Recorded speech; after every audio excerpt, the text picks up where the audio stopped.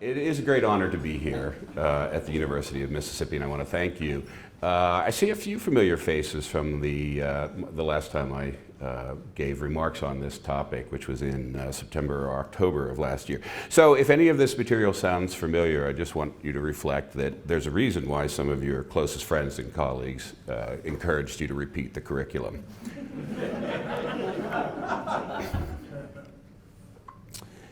My subject today is the ethics of memory, the search for 272 Georgetown slaves. I have two purposes today. One, I'd like to tell you a story. I want to tell you a story of an effort to reclaim the particular history of a particular group of people from a particular university. But I'd also like to marry it with some remarks about the ethics of memory, what it means to remember somebody's history. Let's begin with the story.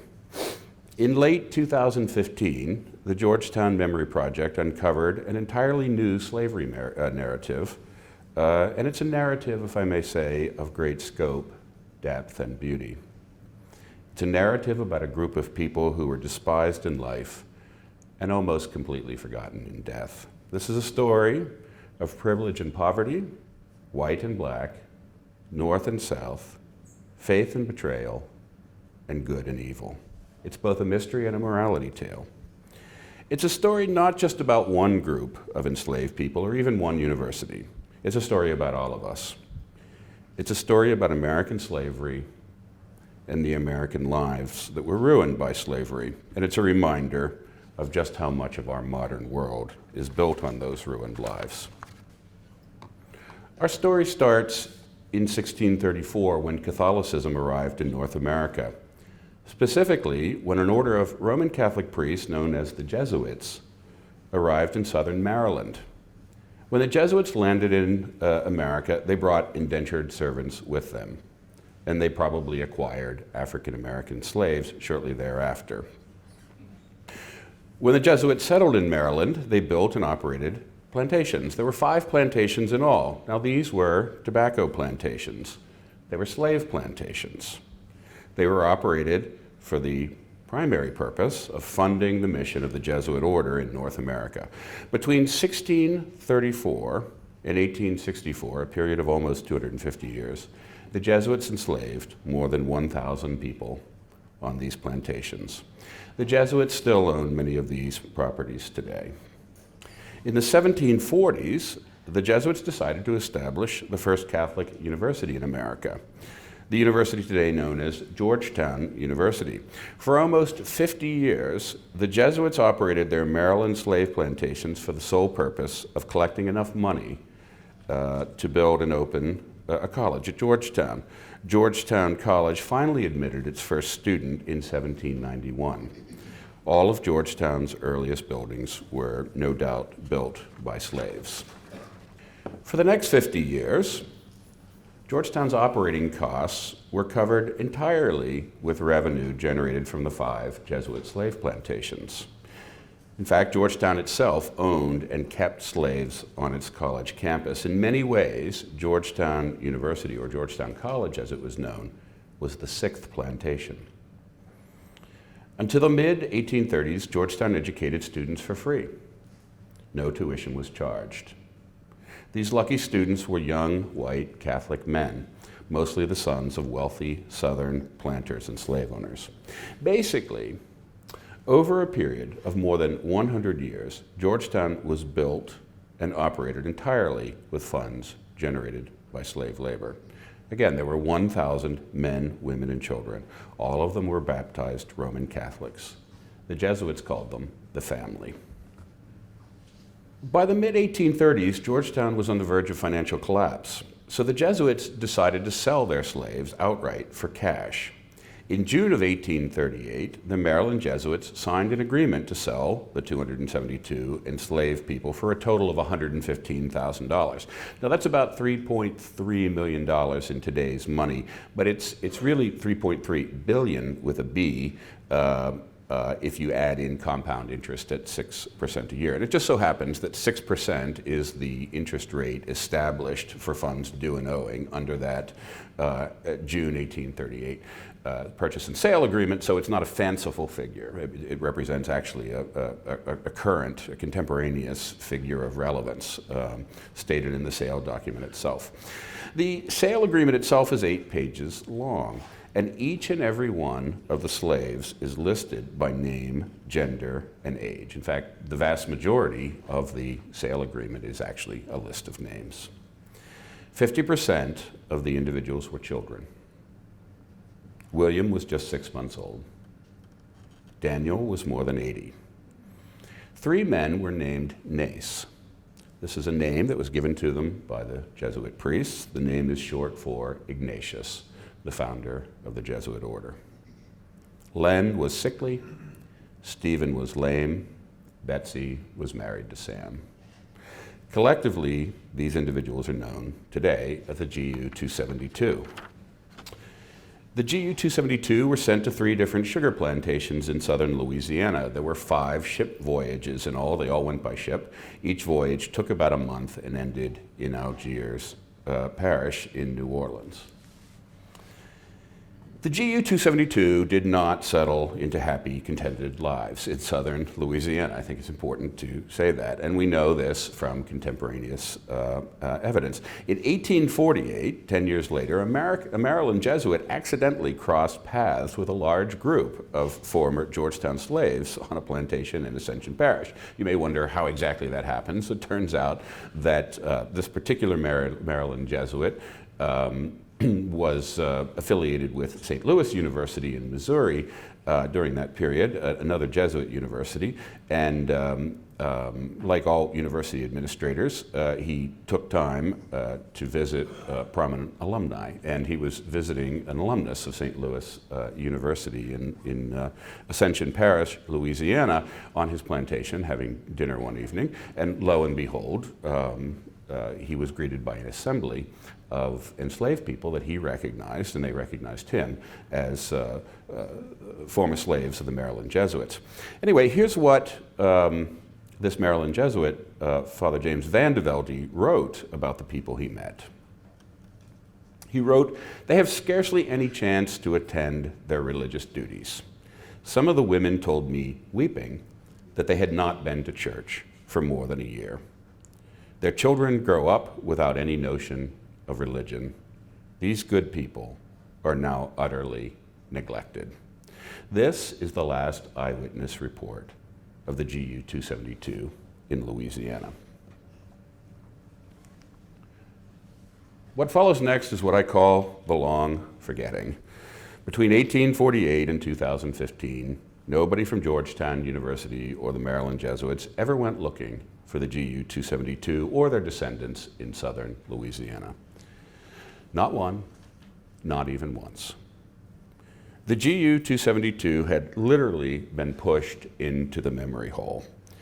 In a sense, they had been murdered twice, once in body, but a second time in name. Jesuit slaveholding remained largely forgotten until just a few years ago. In the fall of 2015, students at Georgetown University organized protests to demand the renaming of 2 prominent Georgetown buildings on campus. Now, these buildings were very old, and they're located in the most historic part of Georgetown's campus. They were named after 2 university presidents, 2 Roman Catholic priests.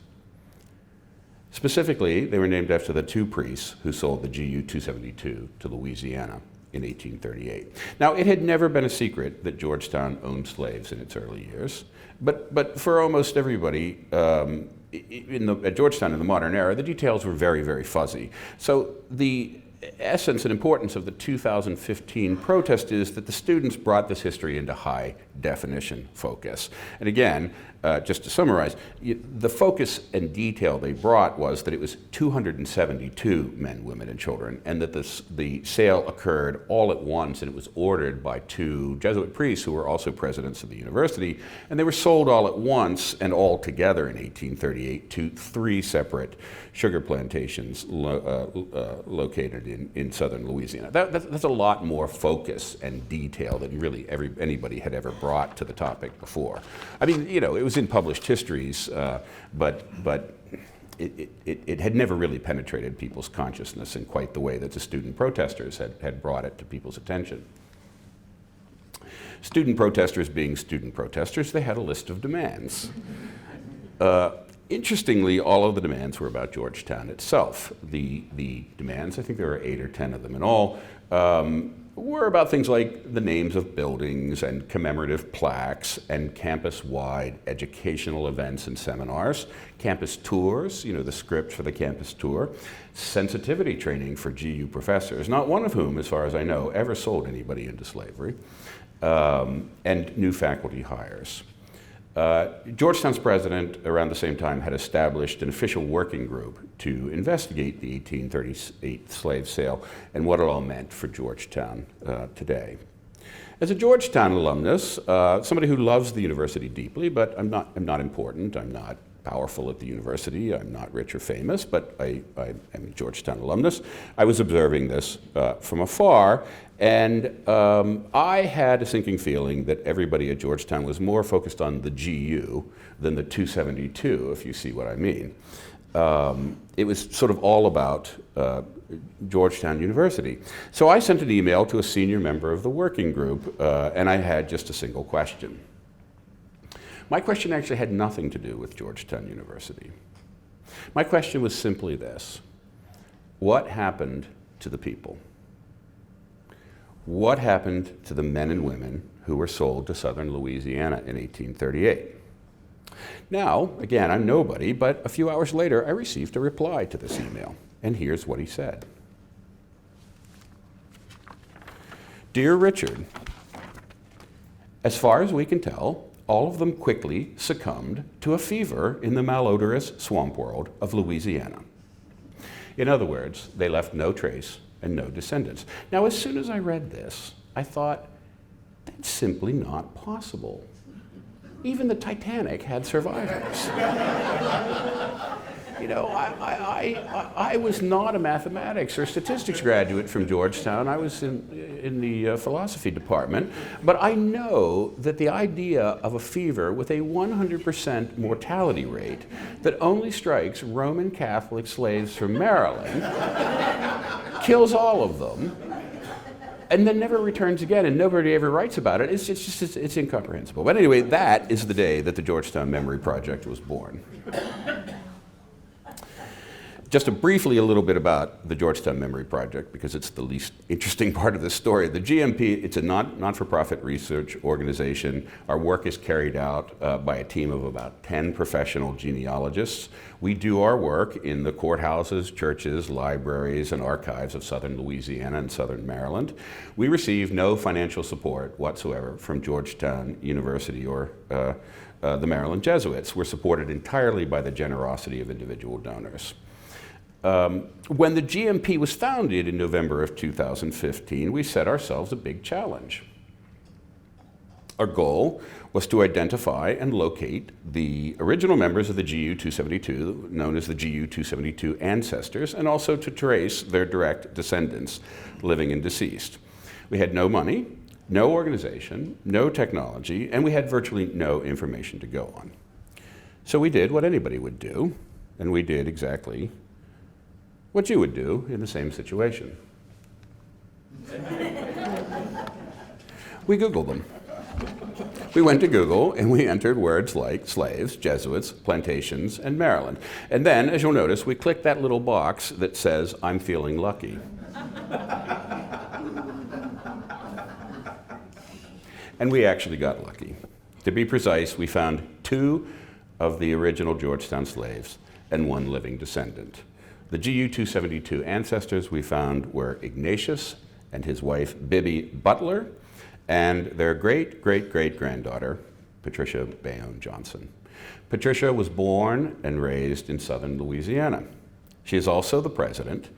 She's now a retired high school biology teacher living in Spokane, Washington, and she's also the president, happily, of the Eastern Washington State Genealogical Society.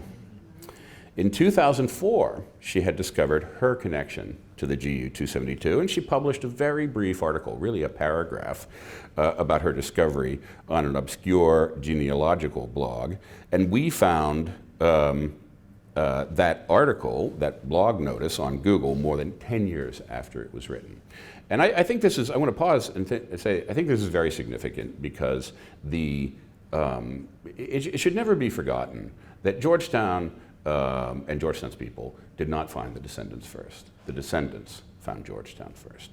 In fact, it took we Georgetown folk an extra 10 or 15 years to kind of sort of follow up on the discovery. Shortly after meeting Patricia Bayonne Johnson, we actually discovered an entire town in southern Louisiana filled with GU-272 descendants. The town is called Maringouin, and it's located in Iberville Parish in southern Louisiana. Now, Maringouin is Cajun French for mosquito. So you can probably imagine what Maringouin is like. It's a little town in the country, about 45 minutes from Baton Rouge, and it sits literally right up against the Bayou Maringouin, and it's literally a backwater. Maringouin is just about a mile from one of the 3 sugar plantations that became home to the GU-272 in 1838.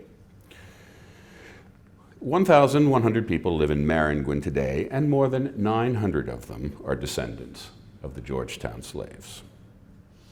Many of the Georgetown slaves are buried in a small Catholic cemetery in Maringouin.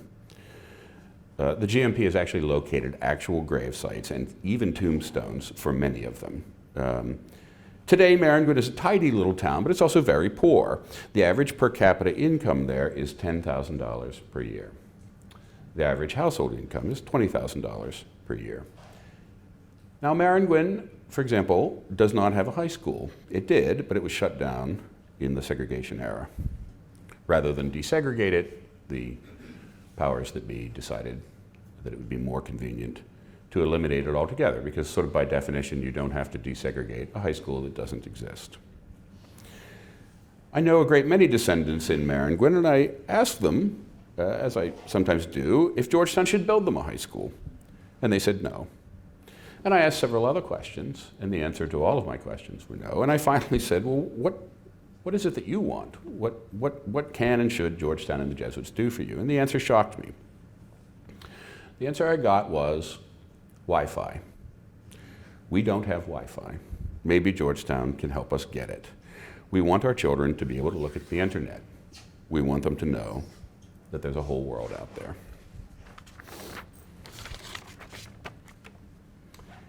In April of 2016, the New York Times carried a story about the very first GU-272 descendants that we located, and the story appeared on the front page of the Sunday New York Times. It actually appeared above the fold across 5 of 6 columns. The large photograph, color photograph above the fold, was actually a photograph of a living GU-2 descendant standing directly above the tombstone of her GU-272 ancestor.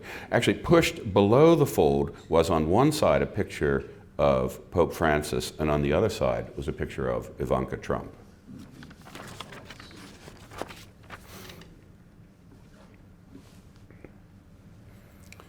After the New York Times article appeared, the floodgates really did open. Hundreds and hundreds of people have come forward with information about the GU-272.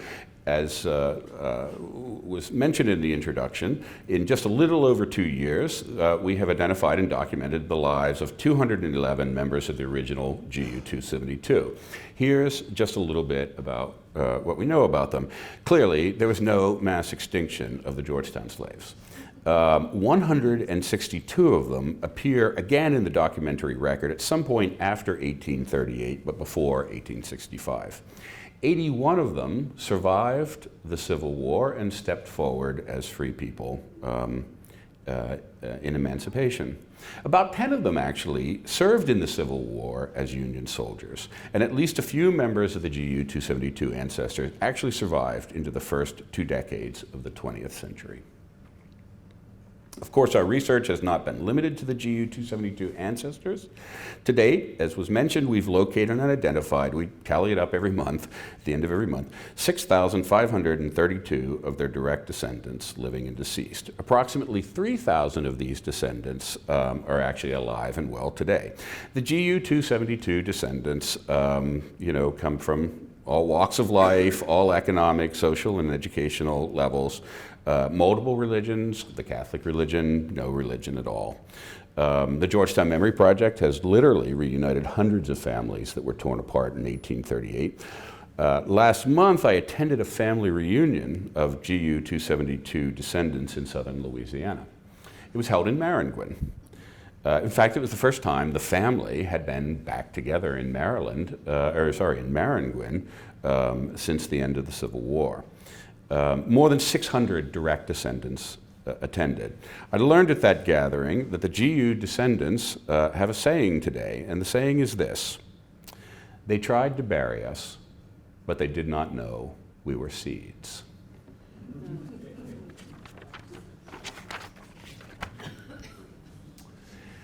Against all odds, the Georgetown Memory Project also discovered photographs of one of the original members of the GU-272.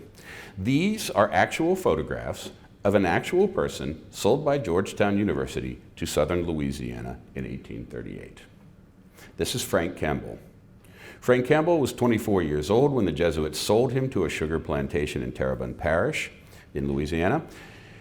Frank Campbell remained enslaved until 1865. He married another member of the GU-272 and he had children. Frank Campbell remained Roman Catholic his entire life. He kept the faith even though the church had broken faith with him. This picture was taken in 1906 when Frank Campbell was about 92 years old. He was still living and working on a sugar plantation near Houma, Louisiana. At last count, the Georgetown Memory Project has traced 359 direct descendants of Frank Campbell. Dozens of them are alive today. In fact, if you see the picture of the little girl, the smallest girl, just last week I received an email from quite a young woman, probably in her 20s or 30s, from Berkeley, California, and she advised me that this little girl is Frank Campbell's granddaughter, but her name was Mary Jane Campbell Saunders. And Mary Jane Campbell Saunders moved to Berkeley, California. And this woman who sent me this email knew her quite well, because Mary Jane Campbell Saunders this little girl lived to the ripe old age of 99 and died in Berkeley, California in the year 2003. It's really remarkable that there's a woman in her 20s and 30s today who knew a woman who was in this picture with one of the Georgetown slaves. That's how close we are in history to these people. Anyway, meanwhile, back at Georgetown, time has not exactly been standing still. The Jesuits have issued a formal apology for their role in slavery. Georgetown has granted legacy admissions preference. It's not a guarantee, but it is an alumni type or benefactor type admissions preference to the descendants of people who were once enslaved by the Maryland Jesuits. And I am delighted to say that so far, 7 GU-272 descendants have been admitted to Georgetown. 4 are undergraduates, 2 are graduate students, and 1 has been admitted to the Georgetown University School of Medicine. This is a photograph of my great and dear friend, Melisande Short-Colombe from Terrebonne Parish, Louisiana. She was admitted to Georgetown College. I believe she was the first, or at least among the first, GU-272 descendants admitted. Melisande is a retired professional chef. She is 63 years old, and she is studying the classics at Georgetown. The work of the Georgetown Memory Project isn't finished. Our research actually showed, to everybody's surprise, that 91 members of the GU-272 were never actually transported to Louisiana. Now, this is not a good thing. This is not winning the lottery. There was sort of a separate and special hell for those who stayed behind. But stayed behind, they did, or they escaped, or potentially were sold to parts unknown.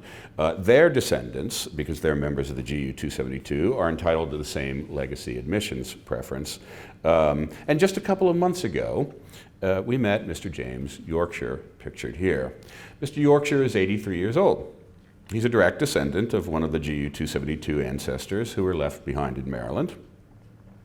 He lives on a wooded hilltop in southern Maryland. It's in a house that's it sort of combines a wooden shack with an aluminum trailer. He has no electricity. His only modern appliance is his mobile phone, which we used to reach him in the first place. Mr. Yorkshire lives just 3 miles from the Jesuit plantation where his ancestors were enslaved. When my colleague from the GMP stepped out of her car to actually meet Mr. Yorkshire for the very first time, he gave her a big smile and said, "Welcome to yesterday."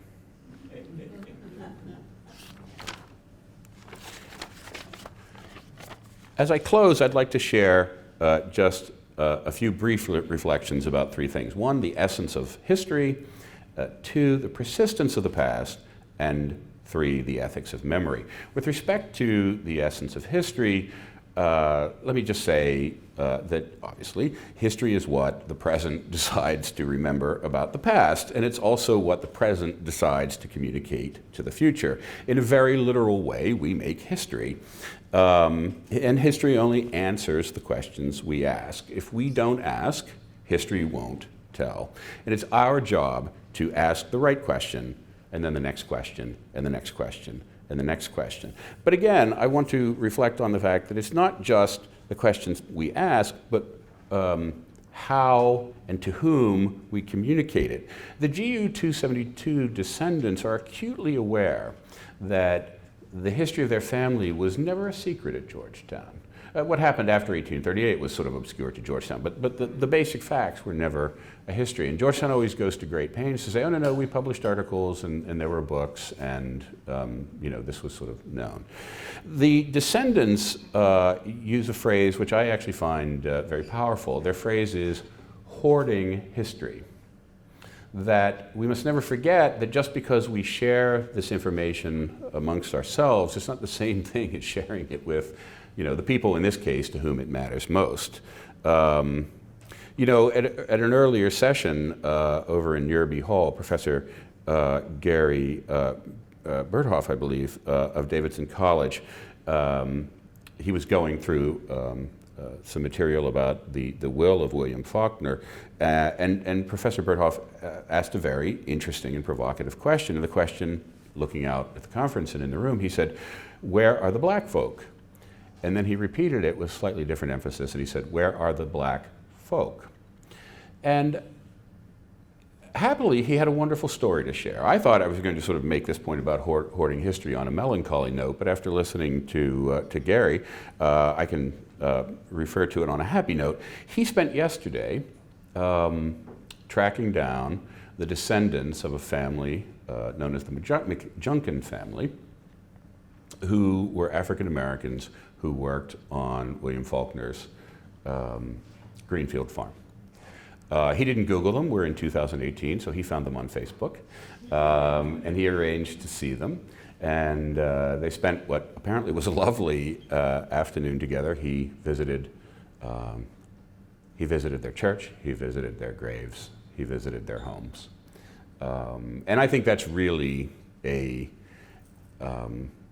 I think that's a wonderful, and I really commend Professor Berthoff for doing that kind of work, because I think that's a wonderful example of how to sort of, reach past this kind of reflexive, almost default instinct of hoarding history. It may not be done deliberately, but in essence, from people on the other side, it feels like history is being hoarded. And as my good friend Chuck Ross has pointed out, it's not exactly a mystery where these people are. The difficulty I've discovered, and I suspect Professor Berthoff discovered the same thing, the difficulty when it comes to the descendants, the particular descendants of particular slaves, is not in the finding, it's in the looking. It's very difficult to look, but once you look, you find. I also want to talk about the persistence of the past. Now, it would be utterly ridiculous to come to the Faulkner conference at Ole Miss and to remind people that the past is never dead. So I will not do that. But I do want to tie this into Faulkner. I have no idea where that photograph was taken. I do not recognize that campus.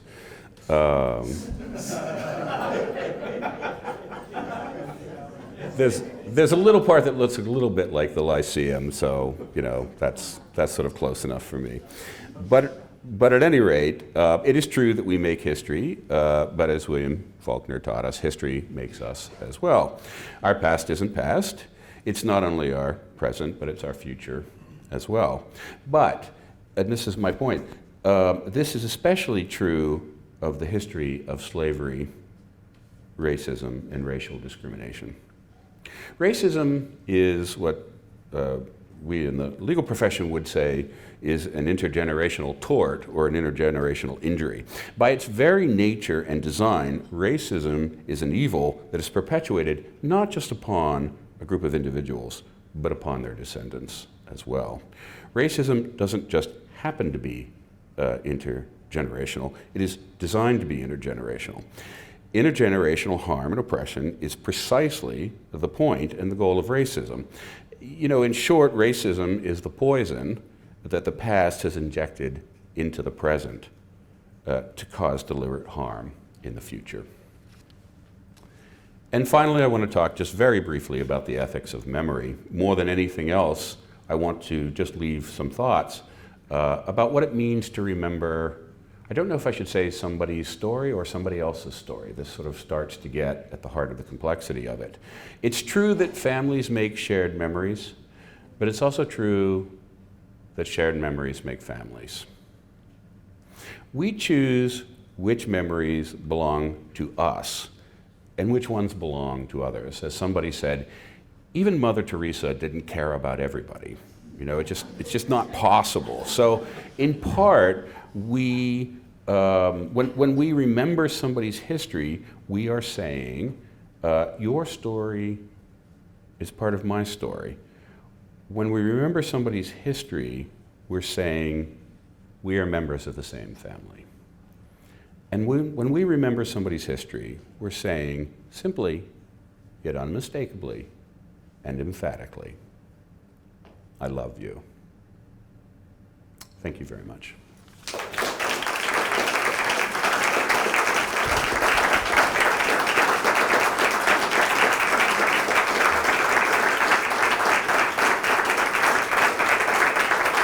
Do we have a minute? I think we have a few minutes. I think the idea is to get people on their way by 1:45. I'm not sure what time it is now. Okay, good. If anybody has any questions, I'll be delighted to try to respond. I have a question. Yes, ma'am.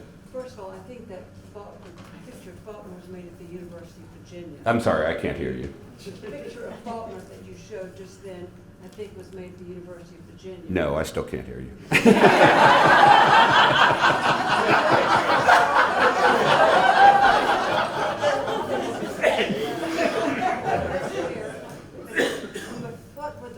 Where are the three plantations in Louisiana where they went? Yes.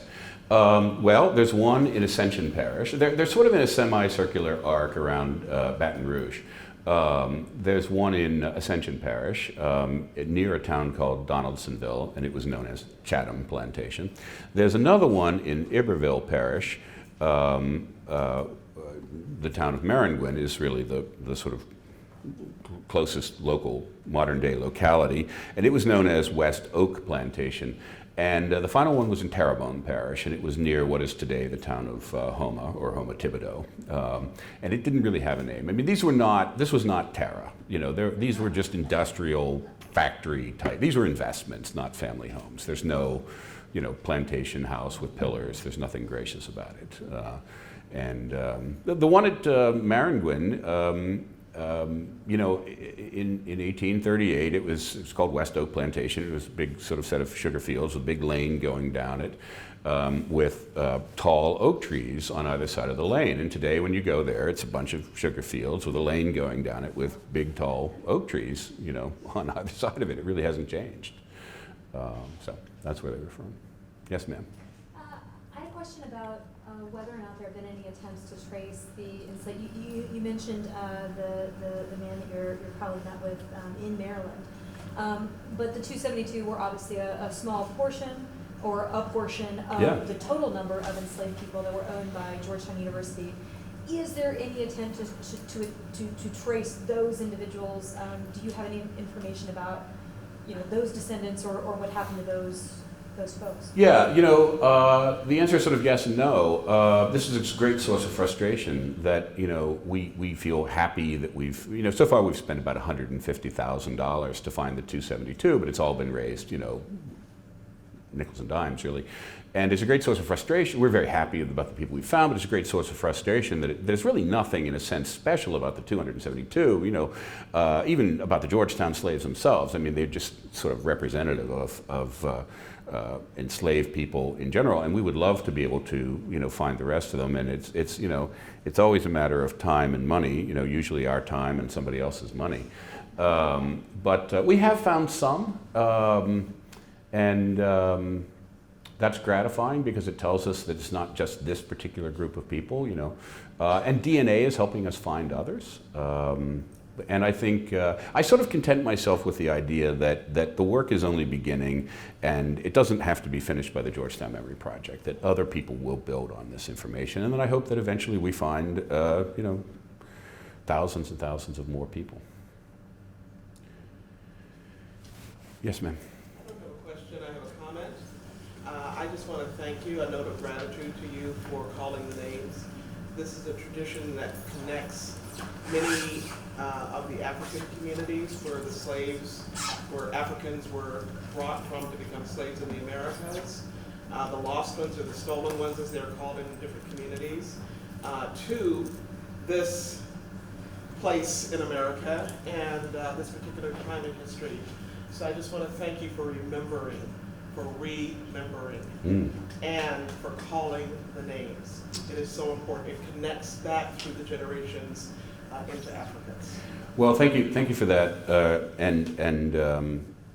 Gosh, I couldn't agree more about the importance of the names. And Professor Twitty elicited in her presentation at an earlier session, elicited gasps from the audience when she read the names. And I think the names are what help us understand these are real people with real names and real families. And it's remarkable, in many of the GU 272 families, the same names are being passed down generation after generation. Sometimes until 2015, they didn't exactly know why, but looking at it again now, it's evident that the names that are being passed down in southern Louisiana and Maryland are the names of the GU 272 ancestor.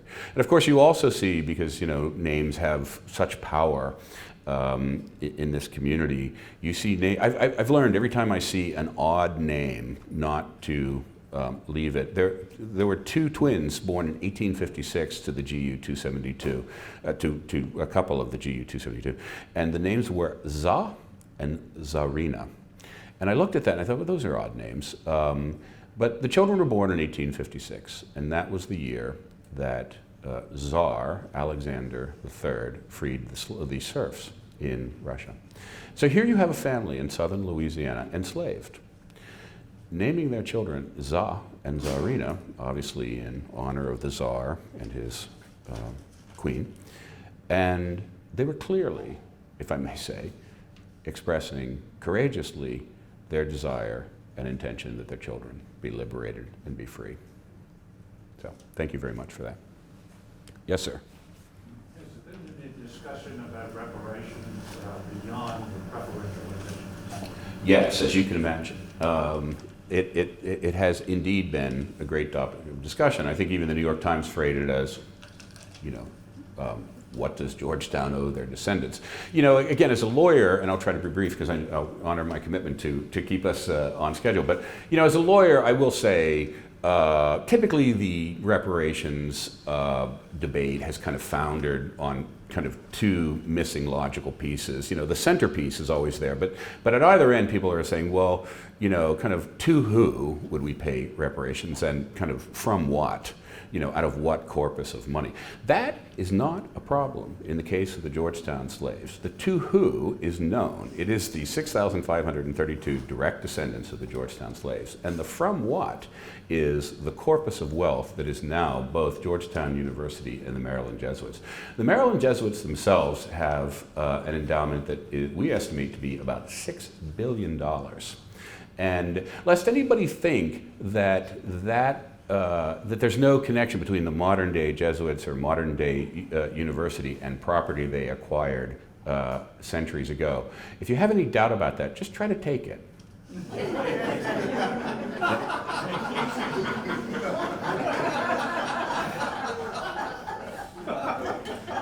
Yes, sir. In the initial research on this question, the Jesuit order is set up for the evangelical and apostolic ministry.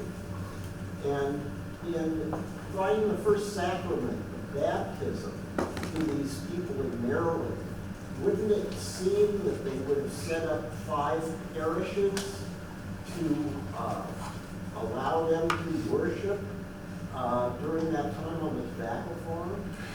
Yes, and this is powerfully important to today. When they were sold, I dropped this slide, but when they were sold with the permission of the head of the Jesuit order in Rome, and they were sold subject to 4 or 5 conditions. 1, that families never be separated.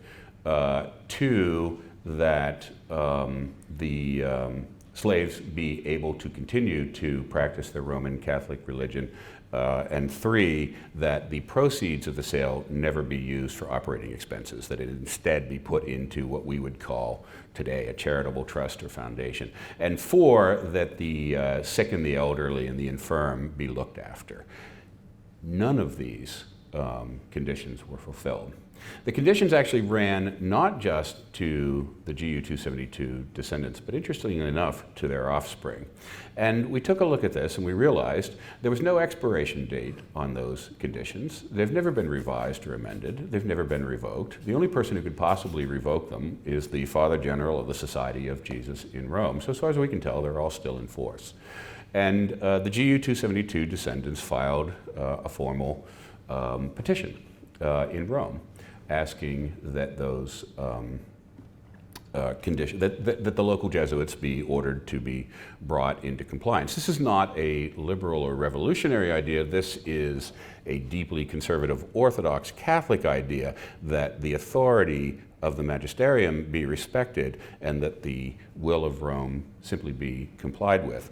And in the petition, the descendants pointed out that they were not only baptized, but they were confided to the care of Jesuits by the local ecclesiastical authority, who was, of course, the Archbishop of Baltimore. And we studied canon law both today and in the 1830s. And as far as we can tell, at no time has canon law ever permitted a pastor to rid himself of parishioners by selling them into distant lands. It's just not how it's done. You just don't get to sell your parishioners. So you have this very complicated situation. And happily, from my perspective, the issue is with the Father General in Rome. And he has acknowledged receipt of the petition and taken jurisdiction of it. And his initial response is that he has acknowledged not only the great sin that was committed against the ancestors, but, and this is the critical thing, its continuing legacy today, more than 2 centuries later. So for the head of a major religious order in Rome to say that, I mean, that will sort of live for all time. The future Jesuit superiors will be bound by that, kind of regardless of what he does right now, and we have no idea what they'll do. But he is really, just by accepting jurisdiction over the petition and then issuing a preliminary communication back to the descendants that he takes responsibility for not only the original sin, but also its continuing legacy today is, in some respects, it's certainly unprecedented. I think I'll leave it at that. Yes, ma'am. Whatever happened to the student demands about the building? Was it named after the 2 presidents or not? So they did remove, thank you, they did remove the student names, president names. I showed you that 1838 big ledger sheet, which is actually a census. It's not the actual sale document, it's the census from which it was prepared. And hold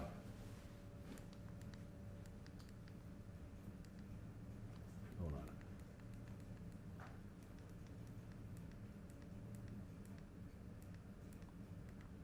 You can't really see it, but the first name is Isaac. And the university, just kind of randomly, I don't want to be too cynical about it. They said, well, we'll just pick Isaac, and we're going to call this building Isaac Hall. Now, Georgetown does not name buildings after people's first names. We do not have this is the importance of names. We don't have like Murray Hall or, Bob's Hall. We have names that are named after people. And it just so happens that the Georgetown Memory Project knew the name of this individual. His name is Isaac Hawkins, and it also happens to be the case that Isaac Hawkins is the patriarch of the largest group of descendants in the entire GU 272 community.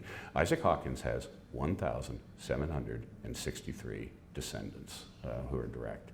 And so, in a wonderfully serendipitous way, they absolutely chose the right name. And it was a battle. The university really resisted calling it Isaac Hawkins. It was a real battle to get them to use the man's last name. And again, it comes back to the primacy and the importance of names. Just briefly on this, I said to a wonderful person from the working group, I said, the man's name was Isaac Hawkins. And he had a pained look on his face, and he said, Richard, yes, but at Georgetown, we knew him as Isaac. And in that moment, I said, is that still where we are?